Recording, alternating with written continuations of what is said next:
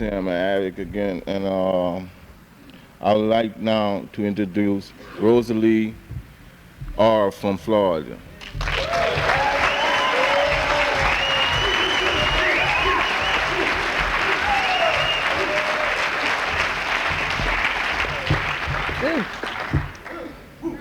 Hi. Hi, I needed that. Hi, everyone. My name is Rose. I'm a grateful recovering addict. And what am I doing here? I'd like to first thank the committee for asking me to share. And I'm going to try, like, not to look out at all the people and just remember, what I'm here for. And first of all, I'm here for me. So, and I'm going to ask God to please, if there's any message that He wants me to give for me, for anyone else, please open the channels, and I'm ready. I'd like to say they had the wrong city. Not that it matters because I'm from New York, but I did get my recovery in Florida, and I'm really grateful for that. I hope to be back in New York, but has no reflection on Florida's recovery. The topic, the surrender to win. When I first heard that topic, I said, oh yeah, that sounds good. That's kind of the stuff that we, when I go to a meeting and I'm all jammed up and I'm looking for, analyzing and looking for the magic answer, some newcomer or someone talks about surrender, and I say, oh yeah, that's what it is. But it's something that I think one of the miracles of this program that happens on an ongoing type of basis for me, and I don't even know sometimes that I'm surrendering. And just to getting to this program, I did not surrender to the program of Narcotics Anonymous. I don't know about language, but I have to just tell it the way I know how to tell and the way it is. I had my ass kicked as a result of addiction. And after I had my ass kicked many, many, many times, I feel that I was in a garbage can. And I know it today. I'm getting emotional just thinking of it, so I'm really getting in touch. That somehow, some way, and I know a little bit today, but God picked me up and took me out. And when I'm clear, and when ego's out of the way, which isn't often, but often enough, I know that there's only one reason that makes sense to me anyway, besides the fact that God loves me very much. He loved me enough after everything that happened in my life to bring me to Narcotics Anonymous and hopefully to help another addict. And I think that's the essence of this program. I think that's the purity of this program, and there's nothing else. And how we do that, we do that through the steps. As I said, that new vocabulary, that I learned, I didn't know the word anonymity. I didn't know how to pronounce it, and I didn't want to act stupid, I just did everything I had to do to avoid that word, until I went home and I said anonymity. So, that was the first thing. The other thing to say that my name is Rose, well, back in those days, we would say I'm a drug addict, okay? Now, never in this addict's life was that an acceptable thing to say, okay? If you called me a junkie, because that's what I was, okay? You called me a junkie, we're going to fight. Something's going to happen, you see. I have to protect that. How dare you? Don't I put on a good enough front? Can't you? How could you, the nerve, it's like when I used to be caught in a lie, or if I'm still caught in a lie today, right? I get pissed at the person because, what is this? Why didn't you believe what I said? It doesn't matter that it's not true. But why didn't you believe what I said, And you see, I ran around, in the denial of this disease, thinking that I was putting on a good front, and that's okay too. And so basically, that's how I got to NA. I got to NA kicking, scratching. I didn't come down easy, right? The only thing I knew, when you taught me the word surrender, I thought of the white flag, and I thought of, the soldiers in the, war. And someone said to me, yeah, it is a war out there. And it was my war, my personal war. And, I didn't like the word. It didn't fit into my lifestyle. And then I started to see, my old life, the way I associated the word surrender was to, give up, not give it up.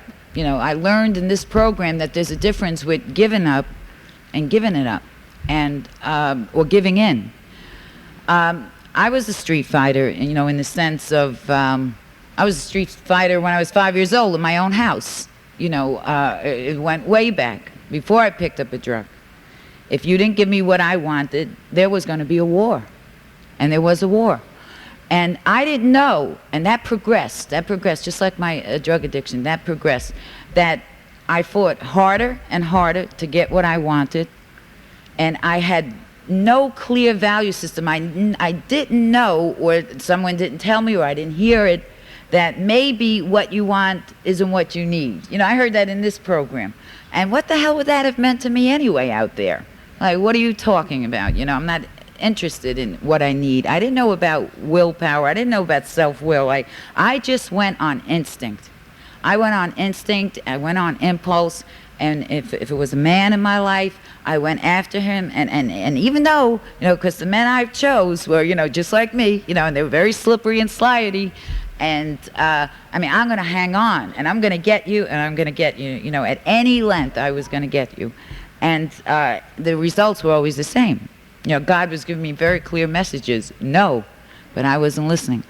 And if I wanted a material thing, that's how I went after it, the same way. Never once did it ever enter my mind, is this good for me? Is this what I need, or what?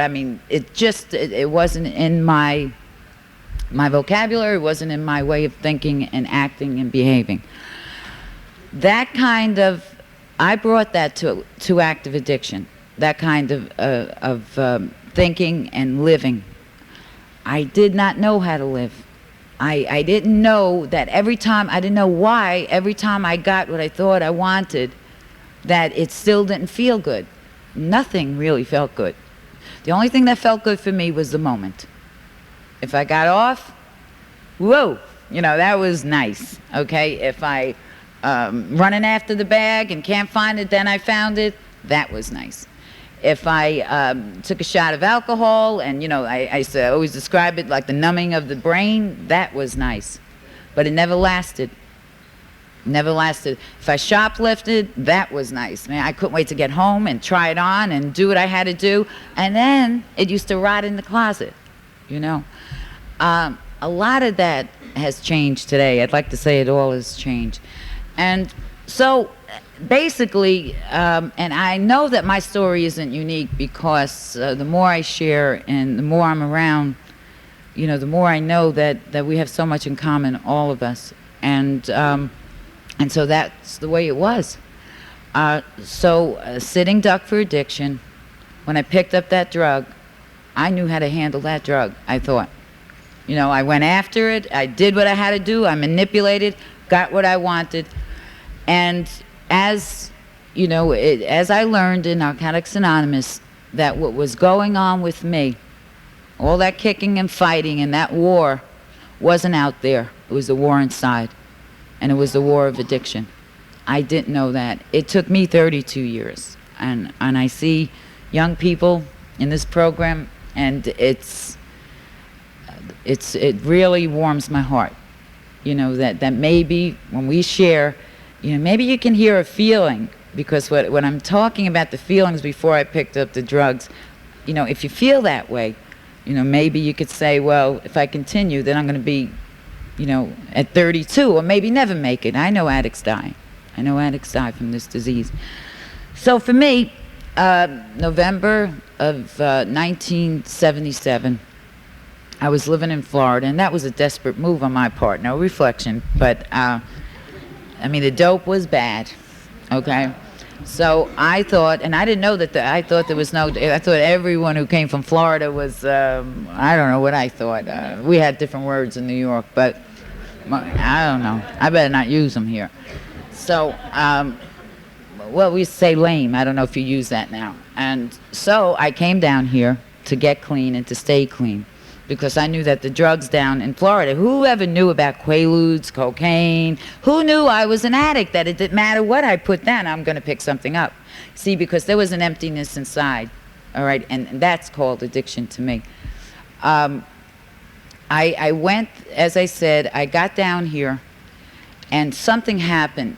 What happened was that my husband was who I was separated from for a long time, and he was my main connection and my main, he was someone that was always there. He was in prison, and my boyfriend at the time, I was going with him for about 5 or 6 years, real drug relationship, he just got busted and he was in prison.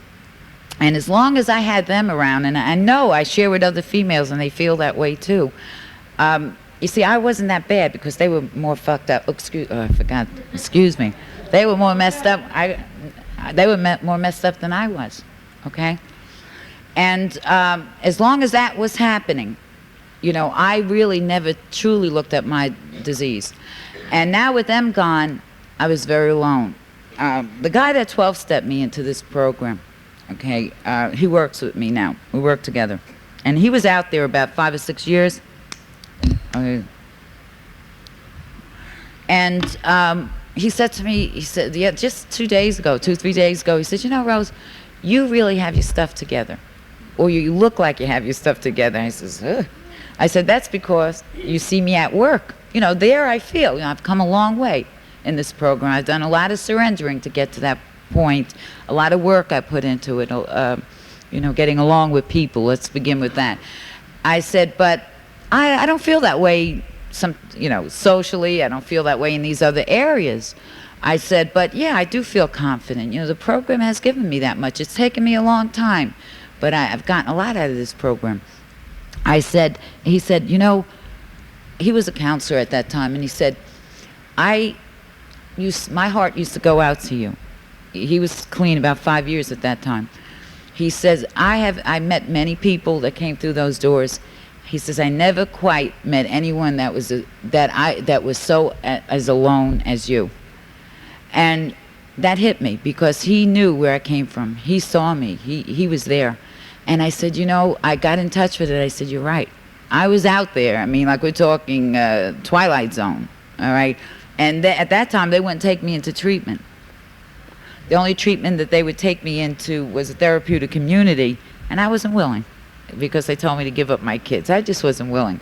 So when my family tried the hospital program, they says, oh, no, we don't want any heroin addicts here. And now, thank God today, they recognize addiction is addiction is addiction. So, and that's where I was at, and that's what my addiction did to me. And the surrender, for me, for this addict, with her ass kicked, okay, it was sweet for me. My first surrender was a very sweet surrender. It was a relief. And the reason that was that there was something and someone that I could surrender to, and that was people in Narcotics Anonymous. And I did not know why, when I walked in the rooms, they were happy to see me. I had no idea what I said. You know, I know they're not lames because they shared with me, and I know that they were through what I was through. But why were they so happy to see me? And I figured there had to be a motive, but there wasn't any motive. I understand today, you know. And so that was it was a relief. It was, you told me about the disease. I said, yeah, you know, explain it to me. And I said, yeah, that's me. That's me with the feelings. You know, that's me, that's me, that's me. It was the first time, well, prior to getting into the NA, I had a moment of, I always share this with Elvis Presley, when Elvis Presley died, okay? When I was a young girl, I'm embarrassed to say, but he was like an idol. He was, you know, our teenage idol. And and you know, I mean, I lost interest in him over the years. I didn't like his music that much. For those who do, I'm sorry, but that's how I feel. and but I saw him on a screen. He died. He OD'd. And he had everything that I said I wanted. You see, it was all out there. I was talking to some folks from England, and they said that the drugs were legal there. And I used to go to methadone clinics, and we used to have to sometimes go to group therapy. I never looked at myself, or they never told me addiction was a disease. I used to get up on the soapbox and tell everyone, well, the problem here is this. The mafia is making a lot of money on us, all right? Well, what they really should do is legalize this shit. So, I mean, I'm not hurting anyone, and that I could proceed to, I mean, this, you know, the problem is that the things I need to do to get my drugs, that's the problem. I'm not a criminal. I'm really not. And that was it. So, when he died, he had everything I thought. All the drugs, free, okay? He had it all. He had the money. He had the house. No one to hassle him. He had the TV. You see, that was my dream, is to have an IV hanging, you know, just keep feeding me, and I regulate it. And I would have a nanny. I would have a nanny for my 2 kids that would bring them in. I'd press a button, hello, little kids, you know, take them away to, you know, you handle them. You know, I'll be a mama, you know, from the bed, him, you know, bring me my ice cream when I call, you know. And that was, you see, that was all I could aspire, you see, because not knowing, I had surrendered to a little white powder. More than that, I had surrendered to my addiction. When I got to that thinking, I can look back now, I had surrendered to my addiction, because my idea, my fantasy, my dream was not the white picket fence anymore, was not the old man. Oh, I wanted him in my bed too, you know, in this little dream room that I had. But, you know, just be there. You see, you just be there so I can use you. But I got to the point, the surrendering to this disease that I didn't even know about, that I didn't have the energy to put into life. I didn't have the energy to put in. I could only take out. And that's what addiction did for me. What I learned in this program, okay, about surrender, I learned, these are words that they told me when I first came in, that recovery's like, well, I don't know why they use the onion. It stinks because it doesn't stink. But it's like an onion, and the onion has skins. And you peel off the first skin, and just when you think everything's okay, you know, you wipe your tears a little bit, you know, there's another skin. And I'm telling you, this is a monster onion, because it's still peeling, you know? Thank God, it's still peeling. And today, I have to tell you, I'm really, the last couple of years, I've been working on what I feel to feel it. I can't explain it. When this guy that told me about where I was at when I came in, I needed to hear that, because all of a sudden I could appreciate, do you know that I mean, not a lot, but I have a sense of myself today. I've surrendered to so many defects. I surrendered to so many things in this program that I have a better sense of myself today. For me, I don't know about anyone else, I had nothing. I had no sense of myself. I had no identity. I was a chameleon. I was whatever you wanted me to be, that I'll adapt. And I'm still good at that. That's my con, you know. I still want you to like me, you know. I still want you, you know, to get over. But I do. I have a good sense of myself today. I have, through surrender of my defects. Now that's another story. Surrendering to the defects.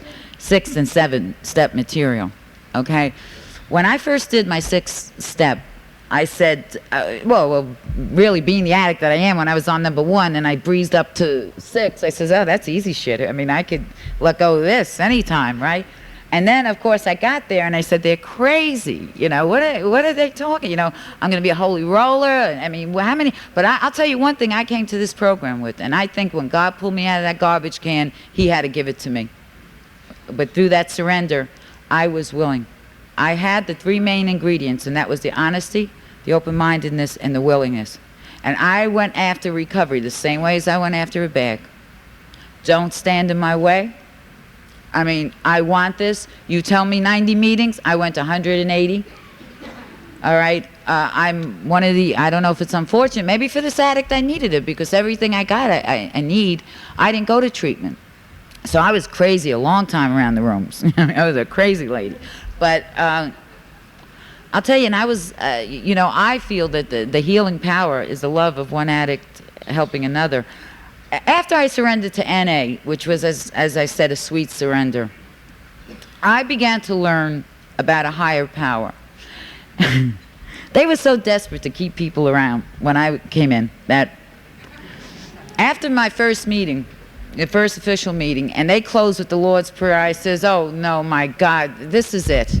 This is the shit I was saving for 65.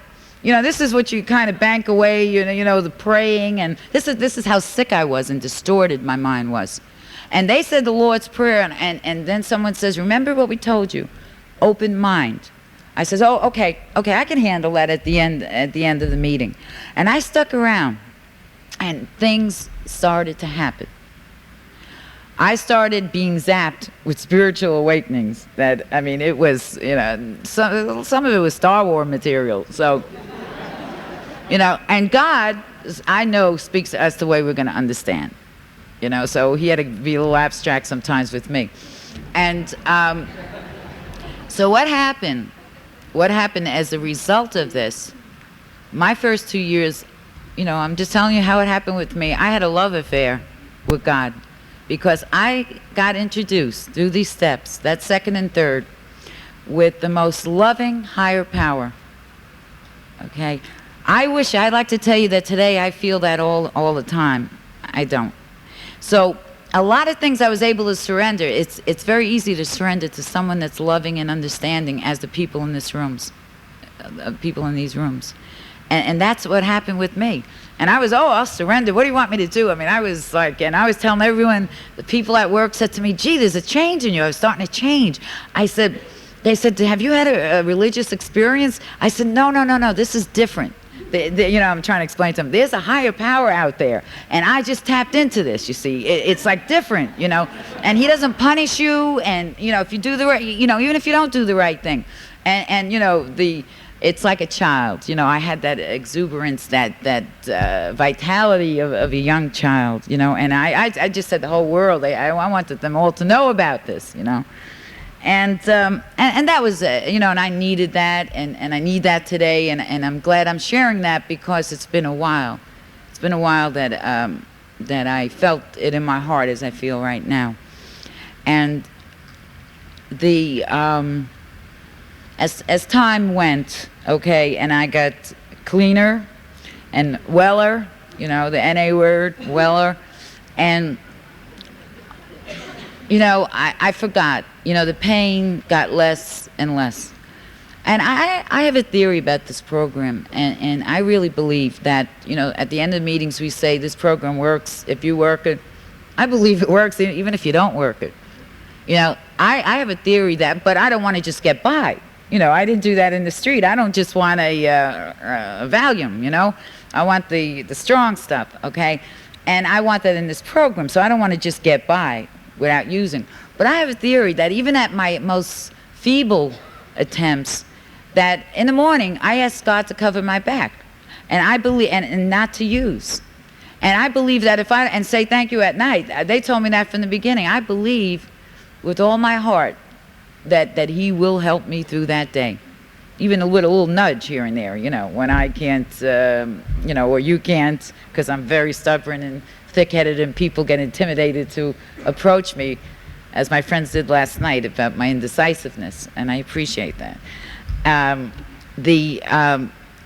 So God has been really good. As far as my defects, for me, I really have to hurt. To understand what it is that you suggest in that sixth step to give up, to surrender to. And with me, a lot is with control.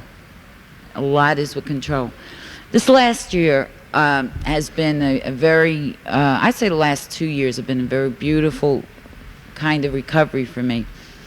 I'm not afraid of surrendering. Just God, tell me what it is before I have to hurt, please. Send me a note so I don't have to, experience it. But I lost my husband, who I've been separated for probably much longer than I was married to. I lost him to AIDS. I didn't lose him. He lost his life to AIDS. And And I share this frequently, not frequently, whenever I'm asked to share.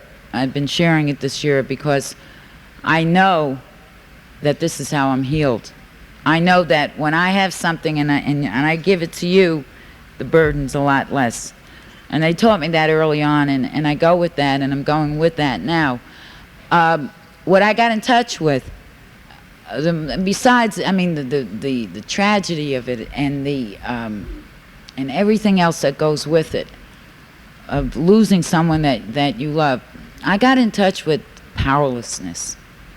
I got back to the old fears that God's going to punish me, that God punishes us addicts, that God does this, and I didn't want anything to feel good because he's going to zap it, you know.